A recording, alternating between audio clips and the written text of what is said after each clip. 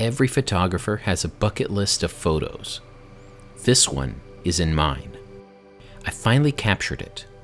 My quest to capture this image took me to an island far, far away.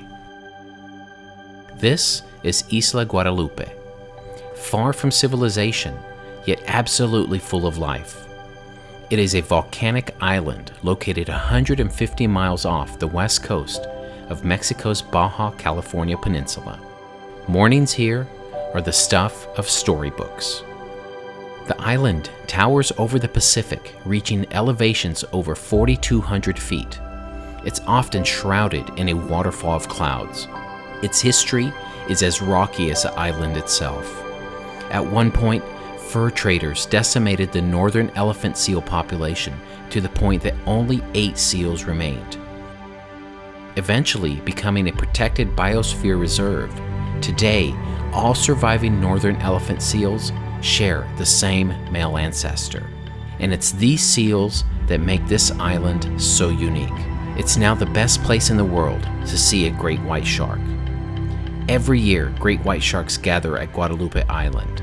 They arrive by the dozens, from juveniles to subadults to the largest of females. They aggregate here in one of nature's most amazing events. From above, it didn't take me long to find one. Up until this day, my experience filming great white sharks has been from the air, but I was here for a reason: to gain a new perspective. This is the moment I will always remember. The moment when I knew exactly why I was drawn here. This place is one of the few places in the world where you can come face to face with a great white shark nearly every time you step into the water. In stunning clarity and close proximity, I was able to capture images I only dreamed of in the past. In my time here, I filmed countless sharks, from above and below.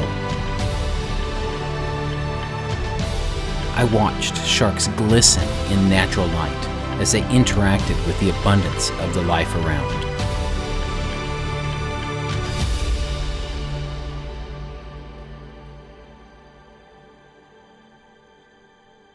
From observing a white shark approach me head-on, to noting the specific patterns used to identify them, sharing the water with a white shark is truly a learning experience. But this was just the start. This place is so special, so unique, that within just 24 hours of arriving, not only did I take my dream photo, I also witnessed things I may never see again. Not every shark here is a great white. The second I found a whale shark, I knew I may be witnessing something not often seen. Immediately, I knew that I may have a chance to film a white shark and a whale shark in the same frame. From beneath the water, the shark moved closer and closer to our boat. Whale sharks are known to travel long distances, but I never expected to see one here. In fact, this one came right up to the cage. From above, I knew a great white shark was approaching. This was my chance to get the shot of the two in a single frame. And right here, it happened. A whale shark and a great white shark in the same frame.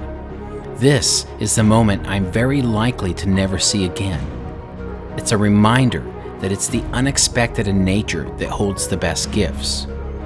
Witnessing two of the most beautiful creatures of the sea together was the highlight of this journey. Whale sharks and white sharks are so different, yet have so much in common. The obvious question is whether the white sharks are a threat to the whale shark. The surprising answer is that they likely live in harmony.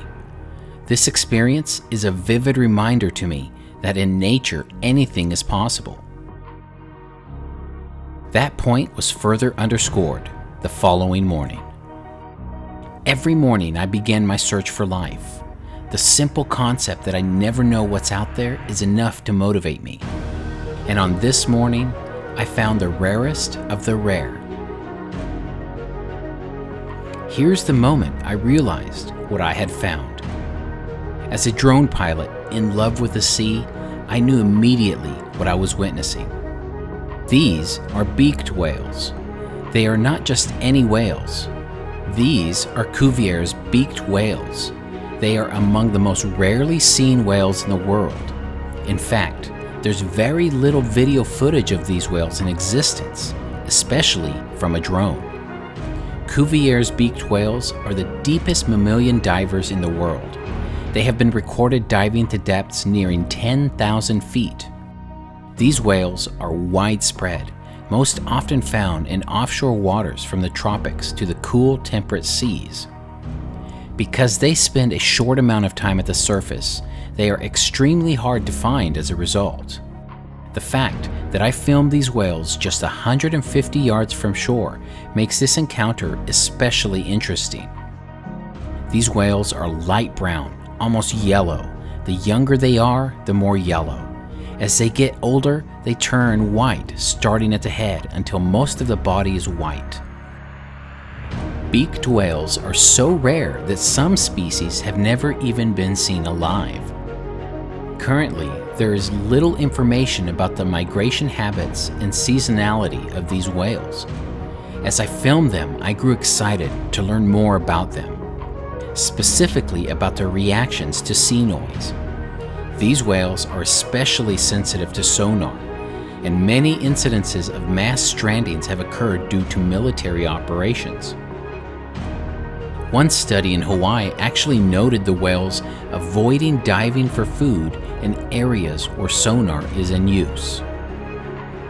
In 1823, the French naturalist Georges Cuvier, whom the whales are named after, described these whales as an extinct whale species. Then, after several decades after the scientist's death, the extinct species turned out to be living and quite widespread. As I continued to film these whales, I was able to capture some shots showcasing their yellow color. As my battery indicator warned me I had to return my drone, I captured this parting shot of the whales and the shore. Soon I realized I may likely never see these animals again. But this encounter did give me an added appreciation of Guadalupe Island. Isla Guadalupe. I came here to be among the white sharks, the silhouette of a great white shark in the distance, a stark reminder of what could not have been had all the fur seals been eliminated. Whether I filmed them from above or below the water, it was clear to me that the beauty of these creatures is so misunderstood. What if, for every scary photo you may have seen, there's moments like this, where a sea turtle can swim right next to an apex predator? Yes, these animals can be dangerous. They need to be respected always. But as I visited Guadalupe Island, I'm reminded the sharks are not the species that nearly emptied their food source. And while I took these photos that at first sight clearly make them look so scary and so dangerous, no matter how frightening the photos may appear, it is nowhere near as frightening as an ocean void of sharks.